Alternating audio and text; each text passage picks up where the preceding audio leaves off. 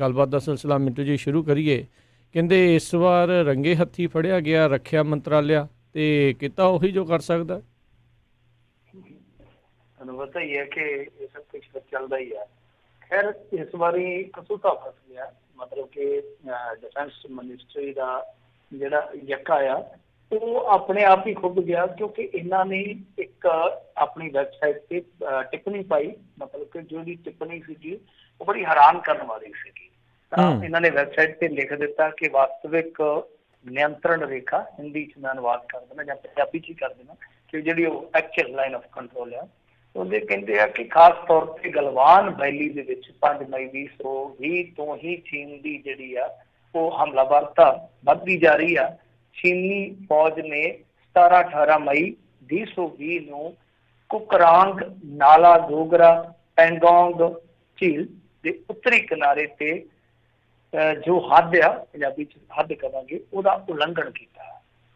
ਮਤਲਬ ਕਿ ਇਹ 2-3 ਸਤਰਾਂ ਜਿਹੜੀਆਂ ਉਹ ਤੁਸੀਂ ਆਪ ਹੀ ਸਮਝਦੇ ਨਾ ਨਿਚੋੜ ਕੀ ਨਿਕਲਦਾ। ਸੰਖੇਪ ਦੇ ਵਿੱਚ ਨਿਚੋੜ ਇਹੋ ਆ ਕਿ ਚੀਨੀ ਫੌਜ ਨੇ 17-18 ਮਈ 2020 ਨੂੰ ਕੁਕਰਾਂਗ ਨਾਲਾ ਗੋਗਰਾ ਪੈਂਗੋਂਗ ਇਹਨਾਂ ਥਾਵਾਂ ਤੋਂ ਜੋ ਹੱਦ ਆ, ਜਿਹੜੀ ਅਸਲ ਕੰਟਰੋਲ ਲਾਈਨ ਕਹਿੰਦੇ ਆ, ਉਸ ਤੋਂ ਵੱਧ ਕੇ ਅੱਗੇ ਆ ਕੇ ਆਪਣਾ ਜੋ ਫੌਜ ਦਾ ਜੋ ਕਾਰਵਾ ਹੈ ਉਹ ਲਿਆ ਕੇ ਉਲੰਘਣ ਕੀਤਾ। ਕਾਹਦਾ? ਹੱਦ ਦਾ।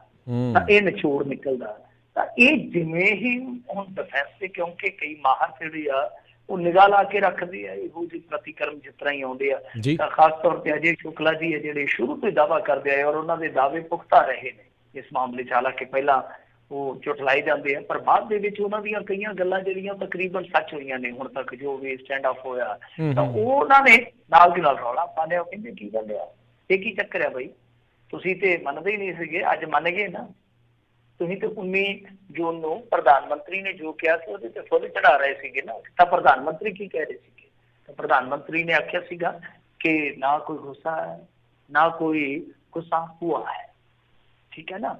ਸੋ 1 ਇੰਚ ਵੀ ਮਤਲਬ ਕਿ ਕਿਸੇ ਦੇ ਕਬਜ਼ੇ ਹੇਠ ਸਾਡੀ ਜ਼ਮੀਨ ਨਹੀਂ ਹੈ। ਤੁਹਾਨੂੰ ਯਾਦ ਹੋਣੀ ਉਸ ਸਟੇਟਮੈਂਟ ਤੋਂ ਬਹੁਤ ਜ਼ਿਆਦਾ ਬਵਾਲ ਪਿਆ ਸੀਗਾ, ਬਹੁਤ ਜ਼ਿਆਦਾ ਜੀ। ਤਾਂ ਬਾਅਦ ਦੇ ਵਿੱਚ ਜੋ ਲਿਪਾਪੋਚੀ ਹੁੰਦੀ ਹੈ ਤੁਹਾਨੂੰ ਪਤਾ ਕਰ ਦਿੱਤੀ ਗਈ ਸੀ।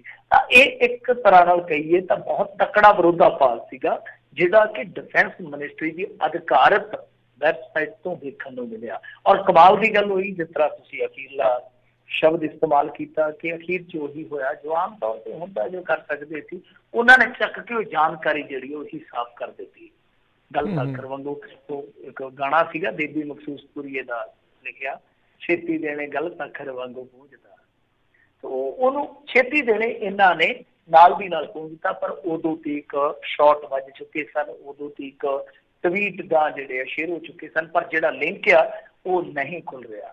ਸੋ ਸਕਰੀਨ ਸ਼ਾਟ ਤੇ ਜਿਹੜੇ ਆ ਉਹ ਮੌਜੂਦ ਨੇ, ਪਰ ਮੇਰੇ ਖਿਆਲ ਦੇ ਨਾਲ ਡਿਫੈਂਸ ਮਿਨਿਸਟਰੀ ਨੇ ਆਪ ਹੀ ਮੋਹਰ ਲਾ ਦਿੱਤੀ ਇਸ ਗੱਲ ਤੇ ਕਿ ਜੋ ਰਿਪੋਰਟਾਂ ਆ ਰਹੀਆਂ ਸਨ, ਜੋ ਦਾਅਵੇ ਕੀਤੇ ਜਾ ਰਹੇ ਸਨ ਡਿਫੈਂਸ ਮਾਰਾ ਵੱਲੋਂ, ਉਹ ਸਹੀ ਆ। ਔਰ ਜਨਤਾ ਨੂੰ ਅੱਜ ਕੱਲ੍ਹ ਤੁਹਾਨੂੰ ਪਤਾ ਹੀ ਆ ਹੋਰ ਖਾਬ ਦਿਖਾਏ ਜਾ ਰਹੇ ਆ, ਕੁਝ ਖਾਬ ਪੂਰੇ ਕੀਤੇ ਜਾ ਰਹੇ ਆ, ਔਰ ਐਸਾ ਦਰਸਾਇਆ ਜਾ ਰਿਹਾ ਕਿ ਇਸ ਦੇਸ਼ ਦੇ ਵਿੱਚ ਇਸ ਤੋਂ ਬਾਅਦ ਕੋਈ ਸਮੱਸਿਆ ਹੀ ਨਹੀਂ ਰਹਿਣੀ, ਖਾਸ ਤੌਰ ਤੇ ਰਾਮ ਮੰਦਿਰ ਤੋਂ ਬਾਅਦ।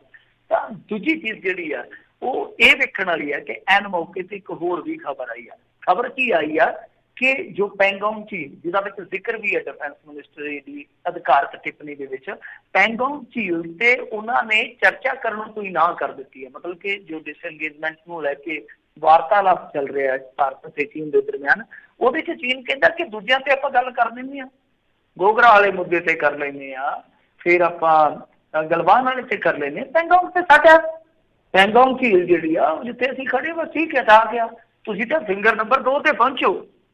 ਮਤਲਬ ਅਸੀਂ 4 ਤੱਕ ਆ ਗਏ, 8 ਫਿੰਗਰ ਤੱਕ ਜਿਹੜਾ ਭਾਰਤ ਆ ਉਹ ਕਲੇਮ ਕਰਦਾ ਆਪਣਾ ਇਲਾਕਾ, ਤੇ ਉਹ ਕਹਿੰਦੇ ਆ ਕਿ 4 ਤੱਕ ਆ ਗਏ ਤੇ ਤੁਸੀਂ 2 ਤੱਕ ਚੱਲੋ ਪਿੱਛੇ। ਸੋ ਕਹਿੰਦੇ ਕਿ ਪੈਂਗੋਂਗ ਤੇ ਤਾਂ ਤੁਸੀਂ ਬੋਲੋ ਹੀ ਨਾ। ਉਹਨਾਂ ਦੇ ਐਮਬੈਸਡਰ ਨੇ ਕਹਿ ਦਿੱਤਾ, ਉਹ ਕਹਿੰਦੇ ਕਿ ਡਿਸਐਂਗੇਜਮੈਂਟ ਦੀ ਜਿਹੜੀ ਵੀ ਚੱਲਦੀ ਪਈ ਸੀਗੀ ਸਾਡੀ ਵਾਰਤਾਲਾਪ ਉਹ ਕੰਪਲੀਟ ਹੋ ਚੁੱਕੀ ਆ, ਆਲ ਓਵਰ, ਮਤਲਬ ਕਿ ਖਤਮ ਹੈ। ਪਰ ਪੈਂਗੋਂਗ ਦੇ ਵਿੱਚ ਉਹਨਾਂ ਦੀਆਂ ਤੇ ਜਿਹੜੀਆਂ ਪੋਸਟਾਂ ਨੇ ਕਿਤੇ ਗਾਂ ਆ ਗਈਆਂ LAC ਤੋਂ। ਤੁਸੀਂ ਆਪ ਹੀ ਅੰਦਾਜ਼ਾ ਲਾ ਲਓ ਕਿ ਕਿਸ ਤਰ੍ਹਾਂ ਕੂਟਨੀਤੀ ਦੇ ਮੁਹਾਰ ਤੇ ਨਰਿੰਦਰ ਮੋਦੀ ਸਰਕਾਰ ਜਿਹੜੀ ਆ ਉਹ ਪਿੱਟ ਰਹੀ ਹੈ, ਜਾਂ ਕਹਿ ਲਓ ਕਿ ਐਸਾ ਦੁਬਿਧਾ ਦਾ ਇੱਕ ਸਾਹਮਣਾ ਕਰਨਾ ਪੈ ਰਿਹਾ ਉਹਨਾਂ ਨੂੰ, ਜਿਹਦੇ ਵਿੱਚ ਪਲ ਦਰ ਪਲ ਉਹਨਾਂ ਦੀਆਂ ਅਧਿਕਾਰਤ ਵੈਬਸਾਈਟਾਂ ਜਿਹੜੀਆਂ ਉਹੀ ਰੂਪ ਜਿਹੜਾ ਆਪਣਾ ਬਦਲ ਰਹੀਆਂ ਨੇ। ਲੋਕ ਤੁਹਾਨੂੰ ਪਤਾ ਹੀ ਹੈ, ਉਹਨਾਂ ਵਾਸਤੇ ਦੇਸ਼ ਥੋੜਾ ਜਿਹਾ ਛੋਟਾ ਹੋ ਜਾਵੇ ਕੋਈ ਪ੍ਰੋਬਲਮ ਨਹੀਂ, ਪਰ ਦੇਸ਼ ਦੇ ਵਿੱਚ ਜੋ ਚੀਜ਼ਾਂ ਚੱਲ ਰਹੀਆਂ ਨੇ ਨਰਿੰਦਰ ਮੋਦੀ ਸਰਕਾਰ ਦੁਆਰਾ ਉਹ ਚੱਲਦੀਆਂ ਰਹਿਣੀਆਂ ਚਾਹੀਦੀਆਂ ਨੇ। ਜੀ ਜੀ। ਅਗਲੀ ਮਿੰਟੂ ਜੀ ਆਪਾਂ ਗੱਲ ਕਰਦੇ ਹਾਂ, ਕਹਿੰਦੇ ਕਰੋਨਾ ਹਸਪਤਾਲ ਦੇ ਵਿੱਚ ਅੱਗ ਲੱਗੀ, ਕਈ ਮਰੀਜ਼ਾਂ ਦੀ ਮੌਤ। ਦੇਖੋ ਗੁਜਰਾਤ ਦੇ ਵਿੱਚ ਹੀ ਲੱਗੀ ਹੈ ਅੱਗ, ਔਰ ਇਸ ਅੱਗ ਦੀ ਚਪੇਟ ਦੇ ਵਿੱਚ ਜਿੰਨੇ ਲੋਕ ਆਏ ਉਹਨਾਂ ਦੇ ਵਿੱਚ 8 ਲੋਕਾਂ ਦੀ ਮੌਤ ਦੱਸੀ ਜਾਂਦੀ ਆ। ਇਹ ਵੈਸੇ ਅੰਕੜਾ ਦੁਪਹਿਰ ਤੱਕ ਹੈ, ਜੇ ਕੋਈ ਵੱਧ ਘੱਟ ਗਿਆ ਹੋਵੇ ਪਤਾ ਨਹੀਂ ਹੈ। ਤਾਂ 35 ਮਰੀਜ਼ਾਂ ਨੂੰ ਦੂਸਰੇ ਹਸਪਤਾਲਾਂ 'ਚ ਰੈਫਰ ਕੀਤਾ ਗਿਆ ਤੇ ਇੱਕ ਪੈਰਾ ਮੈਡੀਕਲ ਸਟਾਫ ਮੈਂਬਰ ਵੀ ਕਾਫੀ ਜ਼ਿਆਦਾ ਅੱਗ ਦੇ ਨਾਲ ਜਿਹੜਾ ਜ਼ਖਮੀ ਹੋਇਆ। ਇਹ ਅੱਗ ਦੱਸਦੇ ਆ ਕਿ ਸਵੇਰੇ 3 ਵਜੇ ਲੱਗੀ ਹੈ ਅਹਿਮਦਾਬਾਦ ਸ਼ਹਿਰ ਦੇ ਇੱਕ ਹਸਪਤਾਲ ਦੇ ਵਿੱਚ, ਜਿਸ ਤੋਂ ਬਾਅਦ ਫਾਇਰ ਬ੍ਰਿਗੇਡ ਮਹਿਕਮੇ ਨੂੰ ਸੂਚਿਤ ਕੀਤਾ ਗਿਆ ਤੇ ਜਿਸ ਸਮੇਂ ਹਸਪਤਾਲ ਨੂੰ ਅੱਗ ਲੱਗੀ ਉਸ ਸਮੇਂ ਪੂਰੇ ਹਸਪਤਾਲ 'ਚ ਕੋਰੋਨਾ ਦੇ 49 ਮਰੀਜ਼ ਦਾਖਲ ਸਨ, ਜਿਨ੍ਹਾਂ 'ਚੋਂ 10 ਮਰੀਜ਼ ICU 'ਚ ਸਨ। ਇਸ ਭਿਆਨਕ ਅੱਗ ਦੇ ਕਰਕੇ ਜਿਵੇਂ ਮੈਂ ਤੁਹਾਨੂੰ ਕਿਹਾ ਕਿ 8 ਲੋਕਾਂ ਦੀ ਮੌਤ ਦੀ ਖਬਰ ਆ। ਔਰ ਇਸ ਤੋਂ ਇਲਾਵਾ ਪ੍ਰਧਾਨ ਮੰਤਰੀ ਨਰਿੰਦਰ ਮੋਦੀ ਜੀ ਨੇ ਟਵੀਟ ਕੀਤਾ ਇਸ ਮਾਮਲੇ ਤੇ, ਉਹਨਾਂ ਨੇ ਸੰਵੇਦਨਾ ਜਤਾਈ ਔਰ ਜਾਂਚ ਪੜਤਾਲ ਦੇ ਜਿਹੜੇ ਆ ਉਹ ਹੁਕਮ ਵੀ ਦਿੱਤੇ ਆ। ਤਾਂ ਖੈਰ ਇਹ ਸਾਰੀ ਜੇ ਕਹੀਏ ਕਿ ਹਿਰਦੇ ਵੇਦਕ ਘਟਨਾ ਸੀਗੀ, ਤਾਂ ਕਿਉਂ ਹੋਇਆ ਇਹ ਤੇ ਹੁਣ ਜਾਂਚ ਪੜਤਾਲ ਤੋਂ ਬਾਅਦ ਪਤਾ ਲੱਗੂ, ਕਿਉਂਕਿ ਖੁਦ ਪ੍ਰਧਾਨ ਮੰਤਰੀ ਨੇ ਇਸ ਮਾਮਲੇ ਦੇ ਵਿੱਚ ਦਖਲ ਦਿੱਤਾ ਵਾ। ਖੁਦ ਪ੍ਰਧਾਨ ਮੰਤਰੀ ਦਾ ਆਪਣਾ ਗ੍ਰਹਿ ਰਾਜ ਆ, ਤਾਂ ਮੇਰੇ ਖਿਆਲ ਦੇ ਨਾਲ ਬਹੁਤ ਜਲਦੀ ਚੀਜ਼ਾਂ ਸਾਫ਼ ਹੋ ਜਾਣਗੀਆਂ। ਪਰ ਜੇ ਆਪਾਂ ਕਰੋਨਾ ਦੀਆਂ ਦੂਸਰੀਆਂ ਖਬਰਾਂ ਲਈਏ ਤਾਂ ਉਹਨਾਂ ਦੇ ਵਿੱਚ ਰੂਸ ਵੱਲੋਂ ਕਰੋਨਾ ਵੈਕਸੀਨ ਦਾ 100% ਸਫਲਤਾਪੂਰਵਕ ਟਰਾਇਲ ਕਰਨ ਦਾ ਦਾਅਵਾ ਜਿਹੜਾ ਉਹ ਠੋਕਿਆ ਗਿਆ, ਪਰ WHO ਨੇ ਨਕਾਰ ਦਿੱਤਾ। UK ਨੇ ਵੀ ਆਖਿਆ ਕਿ ਅਸੀਂ ਐਸੀ ਵੈਸੀ ਦਵਾਈ ਜਿਹੜੀ ਆ ਉਹ ਆਪਣੇ ਮੁਲਕ ਦੇ ਵਿੱਚ ਲੋਕਾਂ ਦੇ ਯੂਜ਼ ਨਹੀਂ ਕਰ ਸਕਦੇ। ਉਹਨਾਂ ਨੇ ਸਾਵਧਾਨ ਵੀ ਕਰ ਦਿੱਤਾ ਮੇਰੇ ਖਿਆਲ ਦੇ ਨਾਲ, ਜਿਹੜਾ WHO ਆ ਉਹਨਾਂ ਨੇ ਇਸ ਵੈਕਸੀਨ ਦੇ ਇਸਤੇਮਾਲ ਨੂੰ ਲੈ ਕੇ ਸਾਵਧਾਨ ਵੀ ਕੀਤਾ ਕਿ ਵੇਖਿਓ ਕਿਤੇ ਰਗੜੇ ਨਾ ਜਾਓ। ਇਹ ਆਪਣੇ ਆਪ ਦੇ ਵਿੱਚ ਹੁਣ ਵੇਖਣ ਵਾਲੀ ਗੱਲ ਆ ਕਿ ਖੈਰ ਦੇਖਦੇ ਹਾਂ ਅੱਗੇ ਕਿਸ ਤਰ੍ਹਾਂ ਚੱਲਦਾ ਰਸ਼ੀਆ, ਪਰ ਉਹ ਤੇ ਕਹਿੰਦੇ ਆ ਕਿ ਅਸੀਂ 100% ਸ਼ੋਰ ਆ ਕਿ ਅਸੀਂ ਸਫਲਤਾਪੂਰਵਕ ਟਰਾਇਲ ਹੈ ਜਿਹੜਾ ਉਹ ਨੇਪਰੇ ਚਾੜ ਦਿੱਤਾ ਤੇ ਸਤੰਬਰ 'ਚ ਇਸ ਦੀ ਹੁਣ ਵੱਡੇ ਪੱਧਰ ਤੇ ਅਸੀਂ ਪ੍ਰੋਡਕਸ਼ਨ ਸ਼ੁਰੂ ਕਰ ਦੇਣੀ ਹੈ ਤੇ ਇਸ ਤੋਂ ਇਲਾਵਾ ਅਕਤੂਬਰ 'ਚ ਦੇਸ਼ ਭਰ ਅੰਦਰ ਟੀਕਾਕਰਨ ਸ਼ੁਰੂ ਹੋ ਜਾਏਗਾ। ਤਾਂ ਇਹ ਰਸ਼ੀਆ ਆਪਣੀ ਸਾਈਡ ਤੋਂ ਕਲੇਮ ਕਰ ਰਿਹਾ, ਦਾਅਵਾ ਕਰ ਰਿਹਾ। ਜੇ ਦੂਸਰੇ ਪਾਸੇ ਇੰਡੀਆ 'ਚ ਗੱਲ ਕਰੀਏ ਤਾਂ ਜਿਹੜੇ ਵਿਸ਼ੇਸ਼ਤਾ 24 ਘੰਟੇ ਆ, ਇਸ ਦਰਮਿਆਨ ਭਾਰਤ ਦੇ ਵਿੱਚ 56,282 ਨਵੇਂ ਮਾਮਲੇ ਆਏ, ਪਰ ਸਿਹਤ ਮੰਤਰਾਲਾ ਕਹਿੰਦਾ ਹੈ ਕਿ ਰਿਕਵਰੀ ਰੇਟ ਬਹੁਤ ਜ਼ਿਆਦਾ ਸਾਡੀ ਵੱਧ ਰਹੀ ਹੈ। ਇਹ ਮਤਲਬ ਕਿ ਸਾਡੇ ਵਾਸਤੇ ਅੱਛੀ ਗੱਲ ਆ। ਫਿਰ ਜੇ ਆਪਾਂ ਪੰਜਾਬ ਨੂੰ ਪਰਤੀਏ, ਸੰਗਰੂਰ 'ਚ ਕਰੋਨਾ ਤੋਂ ਪੀੜਤ 2 ਮਰੀਜ਼ਾਂ ਦੀ ਮੌਤ ਹੋਈ ਆ। ਪਟਿਆਲਾ ਦੇ ਵਿੱਚ ਵੀ ਅੱਜ ਕਾਫੀ ਹੰਗਾਮਾ ਹੋਇਆ ਕਿਉਂਕਿ ਲੰਘੇ ਦਿਨ ਪਟਿਆਲੇ ਦੇ ਵਿੱਚ 5-6 ਮੌਤਾਂ ਹੋ ਗਈਆਂ ਸਨ ਤੇ ਜਿਹੜੇ ਮਰੀਜ਼ ਦੀ ਅੱਜ ਮੌਤ ਹੋਈ ਤਾਂ ਉੱਥੇ ਇਸ ਗੱਲ ਨੂੰ ਲੈ ਕੇ ਰੌਲਾ ਪੈ ਗਿਆ ਕਿ ਦਰਅਸਲ ਉਹਨੂੰ ਕਰੋਨਾ ਹੋਇਆ ਹੀ ਨਹੀਂ ਸੀ ਮਰੀਜ਼ ਨੂੰ, ਮਤਲਬ ਕਿ ਉੱਥੇ ਟਾਈਫਾਈਡ ਦੇ ਇਲਾਜ ਵਾਸਤੇ ਲਿਆਂਦਾ ਗਿਆ ਸੀਗਾ, ਤਾਂ ਉਸ ਤੋਂ ਬਾਅਦ ਹਸਪਤਾਲ ਦੀ ਨਲਾਇਕੀ ਕਰਕੇ ਉਹਦੀ ਮੌਤ ਹੋ ਗਈ ਕਰੋਨਾ ਨਾਲ। ਸੋ ਐਸਾ ਜਿਹੜੇ ਵਾਇਰਸ ਸੀ ਉਹਨਾਂ ਦਾ ਦੋਸ਼ ਆ, ਪਰ ਇੱਥੇ ਬਹੁਤ ਕੁਝ ਐਸਾ ਵੈਸਾ ਚੱਲਦਾ ਜੋ ਸ਼ੱਕੀ ਆ। ਸ਼ੱਕੀ ਕਿਉਂ ਆ? ਮਤਲਬ ਕਿ ਜਿਸ ਤਰ੍ਹਾਂ ਅੰਮ੍ਰਿਤਸਰ ਤੋਂ ਆ ਰਹੀ ਹੈ ਇੱਕ ਫੇਰ ਖਬਰ, ਤੁਹਾਨੂੰ ਪਤਾ ਅੰਮ੍ਰਿਤਸਰ ਤੇ ਹੁਣ ਇਹੋ ਜਿਹੀਆਂ ਖਬਰਾਂ ਦਾ ਇੱਕ ਤਰ੍ਹਾਂ ਨਾਲ ਕਹਿ ਲਓ ਕੇਂਦਰ ਬਣਿਆ ਹੋਇਆ। ਉੱਥੇ ਵੀ ਇੱਕ ਮਰੀਜ਼ ਆ ਜਿਹੜਾ ਉਹ ਨੈਗੇਟਿਵ ਤੇ ਪੋਜ਼ਿਟਿਵ ਵਾਲੇ ਚੱਕਰ ਦੇ ਵਿੱਚ ਫਸਿਆ ਹੋਇਆ। ਇੱਕ ਰਿਪੋਰਟ ਵੀ ਨੈਗੇਟਿਵ ਆ ਰਹੀ ਹੈ, ਇੱਕ ਪੋਜ਼ਿਟਿਵ ਆ ਰਹੀ ਹੈ। ਕਰੋਨਾ ਵੀ ਹੈ ਜਿਹੜਾ ਉਹ ਘੰਟੇ ਬਾਅਦ ਗਾਇਬ ਹੋ ਜਾਂਦਾ। ਪਤਾ ਨਹੀਂ ਭਾਰਤੀ ਮਰੀਜ਼ਾਂ ਦੇ ਨਾਲ ਇਹਦਾ ਕੈਸਾ ਰਿਸ਼ਤਾ ਬਣਿਆ ਪਿਆ। ਖੈਰ ਜੇ ਆਪਾਂ ਅੰਮ੍ਰਿਤਸਰ ਦੀ ਅੱਜ ਦੀ ਗੱਲ ਕਰੀਏ, ਦੁਪਹਿਰ ਤੋਂ ਬਾਅਦ ਦੀ ਅੰਮ੍ਰਿਤਸਰ 'ਚ ਉਦੋਂ ਤੱਕ 44 ਕੇਸ ਆ ਚੁੱਕੇ ਸਨ, 2 ਡੈਥ ਅੱਜ ਵੀ ਹੋਈਆਂ ਨੇ। ਜਲੰਧਰ ਦੀ ਜੇ ਗੱਲ ਕਰੀਏ ਤਾਂ 92 ਮਾਮਲਿਆਂ ਦੀ ਪੁਸ਼ਟੀ ਹੋ ਚੁੱਕੀ ਸੀ, ਸ਼ਾਮ ਤੋਂ ਪਹਿਲਾਂ ਇੱਕ ਮੌਤ ਹੋ ਗਈ ਸੀ। ਲੁਧਿਆਣਾ 'ਚ 226 ਨਵੇਂ ਮਾਮਲੇ ਆਏ, 11 ਮਰੀਜ਼ਾਂ ਦੀ ਮੌਤ ਹੋਈ ਹੈ। ਲੁਧਿਆਣਾ ਬਹੁਤ ਜ਼ਿਆਦਾ ਮੈਂ ਕਹੂੰਗਾ ਕਿ ਇਸ ਵੇਲੇ ਪੰਜਾਬ ਦਾ ਐਪੀ ਸੈਂਟਰ ਬਣ ਰਿਹਾ ਤੇ ਇੱਥੇ ਸਖਤ ਕਦਮ ਚੁੱਕਣ ਦੀ ਜ਼ਰੂਰਤ ਹੈ। ਜੇ ਨਹੀਂ ਤਾਂ ਬਹੁਤ ਬੁਰੀ ਹਾਲਤ ਹੋ ਜਾਏਗੀ, ਕਿਉਂਕਿ ਲੁਧਿਆਣੇ ਦੀ ਜੇ ਤੁਸੀਂ ਬੱਸੋਂ ਦੇਖੋਗੇ ਉਹ ਵੀ ਬੜੀ ਸੰਘਣੀ ਆ। ਆਪਣੇ ਪੰਜਾਬ ਦੇ ਸੰਘਣੀ ਬੱਸੋਂ ਵਾਲੇ ਸ਼ਹਿਰਾਂ ਦੇ ਵਿੱਚ ਲੁਧਿਆਣਾ ਪ੍ਰਮੁੱਖ ਆ। ਤਾਂ ਇੱਥੇ ਜ਼ਰੂਰ ਕੁਛ ਨਾ ਕੁਛ ਇਹਨਾਂ ਨੂੰ ਕਰਨਾ ਚਾਹੀਦਾ। ਰਕਮ ਤੇ ਹੁਣ ਇਹਨਾਂ ਨੇ ਪਾਸ ਕਰਵਾ ਲਈ ਆ ਕੈਬਨਿਟ ਮੀਟਿੰਗ 'ਚ, ਉਸ ਰਕਮ ਨੂੰ ਥੋੜਾ ਜਿਹਾ ਇੱਧਰ ਖਰਚਣ ਦੀ ਵੀ ਜ਼ਰੂਰਤ ਆ। ਰਕਮ ਤੋਂ ਇਲਾਵਾ ਦਿਮਾਗ ਖਰਚਣ ਦੀ ਵੀ ਜ਼ਰੂਰਤ ਆ। ਦੂਜੀ ਗੱਲ ਜਿਹੜੀ ਆ ਉਹ ਇਹ ਆ ਕਿ ਫਿਰੋਜ਼ਪੁਰ ਅੰਦਰ 32 ਮਾਮਲੇ ਆਏ ਆ। ਇਹ ਵੀ ਸਰਹੱਦੀ ਜ਼ਿਲ੍ਹਾ ਜਿਹੜਾ ਕਾਫੀ ਜ਼ਿਆਦਾ ਰਗੜਿਆ ਪਿਆ। ਇਹ ਤੋਂ ਇਲਾਵਾ ਲੁਧਿਆਣਾ ਦੇ ਵਿੱਚ ਜਿਵੇਂ ਆਪਾਂ ਅੱਗੇ ਗੱਲ ਕੀਤੀ ਸੀਗੀ ਕਿ 4-5 ਮਰੀਜ਼ ਜਿਹੜੇ ਆ ਉਹ ਬੈੱਡਾਂ ਕੋਲੋਂ ਹੀ ਮਰ ਗਏ ਆ, ਤਾਂ DC ਨੇ ਤਾਕੀਦ ਕੀਤੀ ਆ, ਉੱਥੇ ਚੇਤਾਵਨੀ ਦਿੱਤੀ ਹੈ ਸਾਰੇ ਨਿੱਜੀ ਹਸਪਤਾਲਾਂ ਨੂੰ ਕਿ ਬੈੱਡ ਮੁਹੱਈਆ ਕਰਵਾਓ, ਨਹੀਂ ਕਿ ਫਿਰ ਤੁਹਾਡੇ ਨਾਲ ਅਸੀਂ ਸਿੰਝਾਂਗੇ ਫਿਰ ਜਿਸ ਤਰ੍ਹਾਂ ਨਿਬੜੀ ਦਾ ਹੁੰਦਾ। ਤੇ ਇੱਧਰ ਰਜਿੰਦਰਾ ਹਸਪਤਾਲ ਪਟਿਆਲਾ ਦੇ ਵਿੱਚ ਅੱਜ ਬਾਇਓਕੈਮਿਸਟਰੀ ਡਿਪਾਰਟਮੈਂਟ ਦੇ ਵਿੱਚ ਪੇਪਰ ਲਿਆ ਗਿਆ ਮੈਡੀਕਲ ਸਟੂਡੈਂਟਾਂ ਦਾ, ਤੇ ਇਹ ਵੀ ਦੱਸਦੇ ਕਿ ਇੱਕ ਰਿਸਕ ਹੈ ਕਿਉਂਕਿ ਇਸੇ ਡਿਪਾਰਟਮੈਂਟ ਦੇ ਅੰਦਰ ਇੱਕ ਡਾਕਟਰ ਤੇ ਇੱਕ ਕੋਈ ਸੇਵਕ ਸੀਗਾ ਜਿਹੜਾ ਮਤਲਬ ਕਿ ਦਰਜਾ 4 ਤੋਂ ਨਾ, ਤਾਂ ਉਹ ਪੋਜ਼ਿਟਿਵ ਆ ਚੁੱਕੇ ਆ। ਤੇ ਇੱਕ ਲੋਕਾਂ ਦੀ ਰਾਹਤ ਦੀ ਖਬਰ ਆ ਕਿ ਕਾਫੀ ਜ਼ਿਆਦਾ ਤੁਹਾਨੂੰ ਪਤਾ ਅਰਬ ਦੇਸ਼ਾਂ ਦੇ ਵਿੱਚ ਫਸੇ ਲੋਕ ਜਿਹੜੇ ਦਰਖਾਸਤਾਂ ਕਰਦੇ ਆ, ਜੋਦੜੀਆਂ ਕਰਦੇ ਆ ਕਿ ਸਾਨੂੰ ਭਾਈ ਕੱਢੋ, ਤਾਂ 179 ਲੋਕਾਂ ਨੂੰ ਲੈ ਕੇ ਚੌਥੀ ਚਾਰਟਰਡ ਫਲਾਈਟ ਜਿਹੜੀ ਆ ਉਹ ਚੰਡੀਗੜ੍ਹ ਪਹੁੰਚੀ ਆ। ਜੀ ਜੀ ਜੀ। ਅਗਲੀ ਮਿੰਟੂ ਜੀ ਗੱਲ ਕਰੀਏ, ਕਹਿੰਦੇ ਇਕਬਾਲ ਸਿੰਘ ਹੁਣਾਂ ਦੇ ਬਿਆਨ ਦੀ ਚੁਫੇਰਿਓਂ ਨਿੰਦਾ ਹੋ ਰਹੀ ਆ। ਹੁਣ ਇਹਨਾਂ ਨੂੰ ਗਿਆਨੀ ਵੀ ਪਤਾ ਨਹੀਂ ਕਿਹਾ ਜਾਵੇ ਕਿੰਨਾ। ਨਹੀਂ ਅਗਿਆਨੀ ਕਹਿ ਲਓ, ਆੜਾ ਲਾ ਦਿਓ। ਵੈਸੇ ਤਾਂ ਬਹੁਤ ਚਿਰ ਪਹਿਲਾਂ ਲੱਗ ਜਾਣਾ ਚਾਹੀਦਾ ਸੀਗਾ ਇਸ ਬੰਦੇ ਦੇ ਨਾਂ ਦੇ ਅੱਗੇ ਐੜਾ ਪਹਿਲਾਂ ਲੱਗ ਜਾਣਾ ਚਾਹੀਦਾ ਸੀ। ਦੇਖੋ ਕਿੱਡੀ ਬੇਵਕੂਫੀ ਕੀਤੀ ਹੈ ਇਸ ਬੰਦੇ ਨੇ। ਮੈਂ ਸਮਝਦਾ ਕਿ ਬਿਲਕੁਲ ਗੰਢੇ ਗਾਲ ਕੇ ਰੱਖ ਦਿੱਤੇ, ਆਪਣੇ ਨਾਂ ਦੀ ਲੱਜ ਨਹੀਂ ਰੱਖੀ। ਜਿਸ ਤਰੀਕੇ ਦੇ ਨਾਲ ਜਾ ਕੇ ਉੱਥੇ ਲਵ ਕੁਸ਼ ਦੀ ਵੰਸ਼, ਪਰ ਇਹਨੇ ਕੋਈ ਪਹਿਲੀ ਮਰਤਬਾ ਥੋੜੀ ਕਿਹਾ। ਜੇ ਇਹਨੂੰ ਪਹਿਲਾਂ ਹੀ ਰੋਕਿਆ ਜਾਂਦਾ, ਮੌਕੇ ਤੇ ਰੋਕ ਲਿਆ ਜਾਂਦਾ, ਤੇ ਸ਼ਾਇਦ ਨਾ ਇੱਥੋਂ ਤੱਕ ਗੱਲ ਪਹੁੰਚਦੀ। ਉਦੋਂ ਤੇ ਲੋਕ ਤੁਹਾਨੂੰ ਪਤਾ ਹੀ ਹੈ ਕਿ ਕਿਸ ਤਰ੍ਹਾਂ ਸਪੋਰਟ ਕਰਦੇ ਇਹੋ ਜਿਹੇ ਲੋਕਾਂ ਦੀ ਜਿਹੜੇ ਇਹਨਾਂ ਨੂੰ ਰਾਜਨੀਤਿਕ ਤੌਰ ਤੇ ਥੋੜਾ ਬਹੁਤ ਲਾਭ ਦਿੰਦੇ ਆ। ਤਾਂ ਖੈਰ ਕਾਫੀ ਜ਼ਿਆਦਾ ਆਲੋਚਨਾ ਹੋ ਰਹੀ ਹੈ ਸੋਸ਼ਲ ਮੀਡੀਆ ਤੇ, ਤਾਂ ਲਾਹਨਤਾਂ ਪੈ ਰਹੀਆਂ ਨੇ ਗਿਆਨੀ ਇਕਬਾਲ ਸਿੰਘ ਨੂੰ। ਪਹਿਲੀ ਮਰਤਬਾ ਨਹੀਂ ਇਹਨਾਂ ਨੇ ਕਿਹਾ, ਮੈਂ ਜਿਵੇਂ ਤੁਹਾਨੂੰ ਕਿਹਾ ਕਿ ਅੱਗੇ ਇਸ ਤੋਂ ਪਹਿਲਾਂ ਇਹਨਾਂ ਨੇ ਇਹੀ ਗੱਲ ਆਖੀ ਸੀ, ਇਸ ਵਾਰੀ ਦੁਹਰਾ ਕੀਤਾ ਵਾ। ਦੂਜੀ ਚੀਜ਼ ਜਿਹੜੀ ਆ ਉਹ ਇਹ ਆ ਕਿ ਇਸ ਵੇਲੇ ਕੋਈ ਠੋਸ ਮੈਂ ਕਹੂੰਗਾ ਕਿ ਪ੍ਰਤੀਕਰਮ ਜਿਹੜਾ ਸਿੱਖ ਵਿਦਵਾਨਾਂ ਵੱਲੋਂ ਨਹੀਂ ਆ ਰਿਹਾ, ਜਿਹਦੀ ਕਿ ਤਵੱਕੋ ਸੀਗੀ ਕਿ ਠੋਕ ਕੇ ਕੋਈ ਜਵਾਬ ਦਿੱਤਾ ਜਾਊਗਾ। ਹਾਲ ਦੀ ਘੜੀ ਬਹੁਤੇ ਬੰਦੇ ਜਿਹੜੇ ਆ ਉਹ ਸਾਇਲੈਂਟ ਹੀ ਨਜ਼ਰ ਆਏ ਆ। ਜਿਸ ਤਰ੍ਹਾਂ ਲਾ ਲਓ ਕਿ ਲੰਗੋਵਾਲ ਸਾਹਿਬ ਬੋਲੇ, ਉਹ ਕਹਿੰਦੇ ਨਹੀਂ ਉਹਨਾਂ ਨੂੰ ਨਾ ਸੋਚ ਕੇ ਬੋਲਣਾ ਚਾਹੀਦਾ, ਸਮਝ ਕੇ ਬੋਲਣਾ ਚਾਹੀਦਾ ਸੀ। ਤੇ ਜੇ ਉਹਨਾਂ ਨੂੰ ਪੁੱਛਿਆ ਕਿ ਨਰਿੰਦਰ ਮੋਦੀ ਦਾ ਕਹਿੰਦਾ ਕਿ ਰਮਾਇਣ ਵੀ ਗੁਰੂ ਗੋਬਿੰਦ ਸਿੰਘ ਨੇ ਲਿਖੀ, ਮੈਂ ਉਹ ਨਹੀਂ ਸੁਣਿਆ, ਮੈਂ ਨਹੀਂ ਸੁਣਿਆ। ਤੇ ਜਥੇਦਾਰ ਵੀ ਅੱਜ ਸ਼ਾਂਤ ਰਹੇ ਆ, ਕੋਈ ਉਹਨਾਂ ਦਾ ਬਿਆਨ ਨਹੀਂ ਆਇਆ, ਕਿਉਂਕਿ ਜਥੇਦਾਰ ਵੱਲ ਟੇਕ ਹੈ ਸਭ ਦੀ ਕਿ ਭਾਈ ਹੁਣ ਤੁਸੀਂ ਕੁਛ ਨਾ ਕੁਛ ਬੋਲੋਗੇ, ਕੁਛ ਨਾ ਕੁਛ ਇਸ ਮਾਮਲੇ ਦੇ ਵਿੱਚ ਇੱਕ ਤਰ੍ਹਾਂ ਨਾਲ ਕਹਿ ਲਓ ਕਿ ਐਸਾ ਕੋਈ ਪ੍ਰਤੀਕਰਮ ਦਿਓਗੇ ਜਿਹਦੇ ਨਾਲ ਸਥਿਤੀ ਸਾਫ਼ ਹੋਊਗੀ, ਸਪਸ਼ਟ ਹੋਊਗੀ ਕਿ ਤੁਸੀਂ ਕੀ ਸੋਚਦੇ ਹੋ। ਅਕਾਲ ਤਖ਼ਤ ਸਾਹਿਬ ਜਿਹੜਾ ਆ ਉਹ ਕਿਸ ਨੁਕਤੇ ਨਿਗਾਹ ਦੇ ਨਾਲ ਦੇਖਦਾ ਹੈ ਇਸ ਬਿਆਨ ਨੂੰ ਜਾਂ ਇਸ ਬਿਆਨਬਾਜ਼ੀ ਨੂੰ। ਤਾਂ ਇਹ ਬਿਆਨਬਾਜ਼ੀ ਜਿਹੜੀ ਕੋਈ ਸਧਾਰਨ ਬਿਆਨਬਾਜ਼ੀ ਨਹੀਂ, ਸਿੱਧੇ ਤੌਰ ਤੇ ਕਹਿ ਲਓ ਕਿ ਜੋੜਿਆ ਜਾ ਰਿਹਾ ਹਿੰਦੂਆਂ ਦੇ ਨਾਲ, ਹਿੰਦੂ ਧਰਮ ਦੇ ਨਾਲ ਜੋੜਿਆ ਜਾ ਰਿਹਾ। ਔਰ ਇਹ ਜੁੜਾਵ ਵੈਸੇ ਤੇ ਜੇ ਆਪਾਂ ਕਹੀਏ ਭਾਈਚਾਰਕ ਜੁੜਾਵ ਰਵੇ, ਬਹੁਤ ਵਧੀਆ ਚੀਜ਼ ਆ। ਮੈਂ ਕਹਿੰਦਾ ਸਾਰੇ ਧਰਮਾਂ ਦਾ ਆਪਸ ਦੇ ਵਿੱਚ ਜੁੜਾਵ ਰਵੇ, ਭਾਈਚਾਰਾ ਰਵੇ, ਠੀਕ ਆ, ਮੈਂ ਉਸ ਚੀਜ਼ ਦੇ ਵਿਰੁੱਧ ਨਹੀਂ ਆ।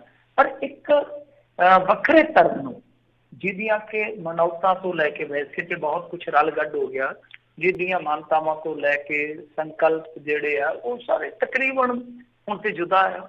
ਉਹ ਰੂਹਾਨੀਅਤ ਦਾ ਕੇਂਦਰ ਉਹਨਾਂ ਦਾ ਅਲੱਗ ਆ, ਅਧਿਆਤਮ ਦਾ ਕੇਂਦਰ ਅਲੱਗ ਆ, ਗ੍ਰੰਥ ਅਲੱਗ ਆ, ਸਾਰੀਆਂ ਚੀਜ਼ਾਂ ਅਲੱਗ ਆ ਤੁਹਾਡੇ ਤੋਂ। ਤਾਂ ਤੁਸੀਂ ਸੰਵਿਧਾਨਕ ਤੌਰ ਤੇ ਜਿਹੜਾ ਇੱਕ ਨੂੜਾ ਪਾਇਆ ਹੋਇਆ 25-20 ਲਾ ਕੇ, ਅਸਲ ਦੇ ਵਿੱਚ ਪੁਆੜੇ ਦੀ ਜਾਦੂ ਆ।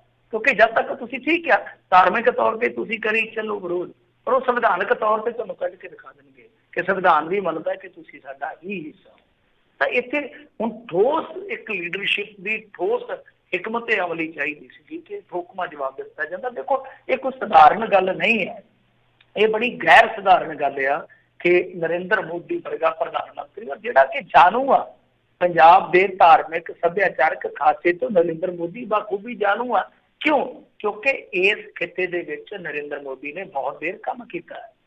ਰਾਮ ਅਵਤਾਰ ਆਪਾਂ ਨੂੰ ਸਭ ਨੂੰ ਪਤਾ ਹੈ, ਇਹ ਬਾਣੀ ਉਹ 10ਵੇਂ ਗ੍ਰੰਥ ਦੀ ਬਾਣੀ ਹੈ, ਜਿਹਨੂੰ ਕੁਛ ਲੋਕ ਕ੍ਰਿਤ ਮੰਨਦੇ ਨਹੀਂ, ਗੁਰੂ ਗੋਬਿੰਦ ਸਿੰਘ ਜੀ ਸਿੱਖ ਹੀ ਨਹੀਂ ਮੰਨਦੇ, ਪਰ ਉਹ ਨਾ ਮੰਨਣ ਵਾਲਿਆਂ ਨੂੰ ਵੀ ਨਾਲ ਜੋੜ ਲਿਆ ਉਹਨਾਂ ਨੇ ਕਿ ਹਾਂ ਭਾਈ ਸਾਰੇ ਸਿੱਖ ਕੌਮ ਨੇ ਇੱਕ ਤਰ੍ਹਾਂ ਨਾਲ ਕਹਿ ਲਓ ਸਾਥ ਦਿੱਤਾ। ਉਹਦੇ ਪ੍ਰਚਾਰੀ ਜਾਂਦੇ ਆ ਕਿ ਗੁਰੂ ਸਾਹਿਬ ਇੱਥੇ ਆਏ ਸੀ। ਹੁਣ ਤੇ ਉਹ ਕਹਿਣ ਲੱਗ ਗਿਆ ਕਿ ਨਿਹੰਗ ਸਿੰਘਾਂ ਨੇ ਰਾਮ ਭੂਮੀ ਲਈ ਲੜਾਈ ਲੜੀ ਆ, ਗੁਰੂ ਸਾਹਿਬ ਨੇ ਘੱਲਿਆ ਸੀਗਾ। ਤੇ ਲੋਕ ਕਹਿੰਦੇ ਆ ਕਿ ਜੇ ਘੱਲਿਆ ਸੀ ਤੇ ਉਹਨਾਂ ਦਾ ਸਿੱਖਾਂ ਦਾ ਰਾਜ ਦੇ ਦਿਓ, ਤੁਹਾਡੀ ਉਹਨਾਂ ਨੇ ਰੱਖਿਆ ਕੀਤੀ ਸੀ, ਜੋ ਉਹਨਾਂ ਦਾ ਰਾਜ ਤੁਸੀਂ ਖੋਇਆ ਉਹ ਰਾਜ ਦੇ ਦਿਓ ਭਾਈ, ਉਹਨਾਂ ਨੂੰ ਪੁੱਠਾ ਦੇ ਦਿਓ, ਮੰਗਦੇ ਆ। ਸੋ ਇਸ ਤਰ੍ਹਾਂ ਦੀ ਜਿਹੜੀ ਹੁਣ ਇੱਕ ਤਰ੍ਹਾਂ ਨਾਲ ਕਹਿ ਲਈਏ ਕਿ ਹਮਲਾਵਾਰ ਤਾਂ ਆਈ ਆ, ਹਮਲਾਵਾਰ ਸ਼ੈਲੀ ਜਿਸ ਤਰ੍ਹਾਂ ਦੀ ਅਪਣਾਈ ਆ, ਉਹਦੇ ਤੋਂ ਸਾਫ਼ ਸੰਕੇਤ ਹੈ ਕਿ ਆਉਣ ਵਾਲੇ ਟਾਈਮ ਦੇ ਵਿੱਚ ਹੋਰ ਵੀ ਬਹੁਤ ਸਾਰੀਆਂ ਚੁਣੌਤੀਆਂ ਜਿਹੜੀਆਂ ਸਾਹਮਣੇ ਆਉਣਗੀਆਂ। ਹੁਣ ਗਿਆਨੀ ਇਕਬਾਲ ਸਿੰਘ ਬਾਰੇ ਕੀ ਕਹੀਏ, ਉਹ ਤੇ ਤੁਹਾਨੂੰ ਪਤਾ ਹੀ ਹੈ ਕਿ ਜਿਸ ਤਰੀਕੇ ਨਾਲ ਚੱਲਦੇ ਪਏ ਆ, पर जवाब जरूर देना चाहिए। मेरे ख्याल ਦੇ ਨਾਲ ਨਿੰਦਿਆ ਜਾਂ ਜੋ ਗਾਲ ਦੁੱਪੜ ਚੱਲਦਾ ਹੈ ਸੋਸ਼ਲ ਮੀਡੀਆ ਤੇ ਲਾਮਤਾ, ਉਹ ਚੀਜ਼ਾਂ ਨਾਲੋਂ ਜੇ ਕੋਈ ਤਾਰਕਿਕ ਤਰੀਕੇ ਨਾਲ, ਠੋਸ ਤਰੀਕੇ ਨਾਲ, ਜਿਸ ਤਰ੍ਹਾਂ ਮੈਂ ਅੱਗੇ ਪੜ੍ਹਦਾ ਪਿਆ ਸੀਗਾ ਇੱਕ ਜਰਨੈਲ ਸਿੰਘ ਹੋਰਾਂ ਦਾ ਆਇਆ ਪ੍ਰਤੀਕਰਮ ਇਸ ਮੁੱਦੇ ਤੇ, ਇਸ ਤਰੀਕੇ ਨਾਲ ਬੜਾ ਤਾਰਕਿਕ ਤਰੀਕਾ ਵਰਤਿਆ ਉਹਨਾਂ ਨੇ, ਕੱਲੀ ਕੱਲੀ ਗੱਲ ਦਾ ਜਵਾਬ ਦਿੱਤਾ ਕਿ ਅਖੀਰ ਚ ਗੁਰੂ ਸਾਹਿਬ ਨੇ ਇਹ ਵੀ ਕਿਹਾ, ਮਤਲਬ ਕਿ ਰਾਮ ਅਵਤਾਰ ਬਾਣੀ ਜਿਹੜੀ ਆ ਉਹਦੇ ਵਿੱਚ ਕਹਿ ਲਓ ਕਿ ਰਾਮ ਦੀ ਕਥਾ ਠੀਕ ਆ ਉਹ ਹੈ, ਬਟ ਅਖੀਰ ਤੇ ਉਹਨਾਂ ਨੇ ਇਹ ਵੀ ਕਿਹਾ ਕਿ ਰਾਮ ਰਹੀਮ ਕੁਰਾਨ ਕੁਰਾਨ ਅਨੇਕ ਕਹੇ ਮਤ ਏਕ ਨਾਮ।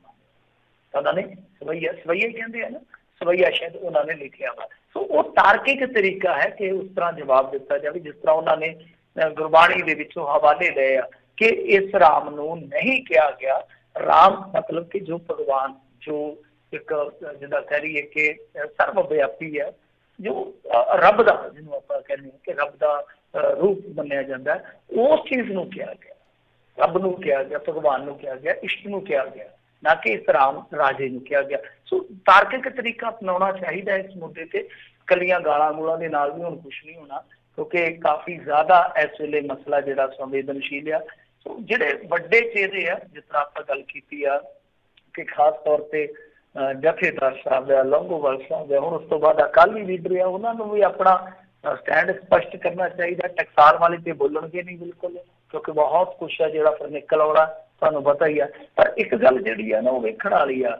ਹੁਣ ਦੇਖੋ ਜਿਵੇਂ ਜਰਨੈਲ ਸਿੰਘ ਹੋਰਾਂ ਨੇ ਸਾਫ਼ ਕਰ ਦਿੱਤੀ ਸਥਿਤੀ ਆ, ਤੇ ਜੇ ਗੁਰਬਾਣੀ ਦੇ ਹਵਾਲੇ ਨਾਲ ਵੇਖੀਏ ਜੋ ਇਹ ਕਹਿੰਦਾ ਇਕਬਾਲ ਸਿੰਘ, ਹੁਣ ਪਤਾ ਨਹੀਂ ਕਿੰਨਾ ਕੁ ਗਿਆਤਾ, ਪਰ ਸਾਡੇ ਵਰਗੇ ਜੇ ਗੁਰਬਾਣੀ ਚ ਥੋੜਾ ਬਹੁਤਾ ਕੋਈ ਮਾੜਾ ਮੋਟਾ ਗਿਆਨ ਹਾਸਲ ਕਰ ਸਕਦੇ ਆ, ਤੇ ਉਸ ਰੌਸ਼ਨੀ ਚ ਜੇ ਆਪਾਂ ਇਸ ਚੀਜ਼ ਨੂੰ ਵੇਖਦੇ ਹਾਂ, ਉਸ ਆਸ਼ੀਏ ਤੋਂ ਆਪਾਂ ਵੇਖਦੇ ਹਾਂ, ਤੇ ਉਹ ਤੇ ਗੁਰਬਾਣੀ ਫਰਮਾਉਂਦੀ ਆ, ਪਹਿਲੇ ਪਾਤਸ਼ਾਹ ਹੀ ਫਰਮਾਉਂਦੇ ਆ, ਜੇ ਦਰ ਮੰਗਤ ਕੁਕ ਕਰੇ ਮਹਿਲੀ ਖਸਮ ਸੁਣੇ, ਭਾਵੇ ਤੀਰਕ ਭਾਵੇ ਧੱਕੇ ਇੱਕ ਵਡਾਈ ਦੇ, ਜਾਣੋ ਜੋਤ ਨਾ ਪੁੱਛੋ ਜਾਤੀ ਆਗੇ ਜਾਤ ਨਾ ਹੈ।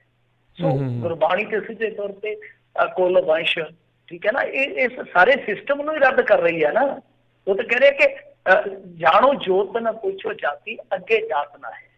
ਅੱਗੇ ਜੇ ਅੱਗੇ ਜਾਤ ਨਹੀਂ ਹੈ ਤਾਂ ਜੋ ਪਿੱਛੋਂ ਆ ਰਿਹਾ ਕਾਸਟੇਸ਼ਨ ਦਾ ਸਿਸਟਮ, ਜੋ ਵਰਣ ਵੰਡ, ਤਾਂ ਪਿੱਛੋਂ ਫਿਰ ਕਿਵੇਂ ਆ ਜਾਊਗੀ, ਕਿਉਂਕਿ ਅੱਗੇ ਹੀ ਨਹੀਂ। ਉੱਥੇ ਜਿਵੇਂ ਆਪਾਂ ਸੁਣਿਆ ਹੀ ਆ, ਉੱਥੇ ਅਮਲਾਂ ਦੇ ਹੋਣਗੇ ਨਵੇੜੇ, ਕਿਸੇ ਨੇ ਤੇਰੀ ਜਾਤ ਪੁੱਛਣੀ, ਤਾਂ ਫਿਰ ਪਿੱਛੋਂ ਕਿਵੇਂ ਸਿਸਟਮ ਆ ਜਾਏਗਾ।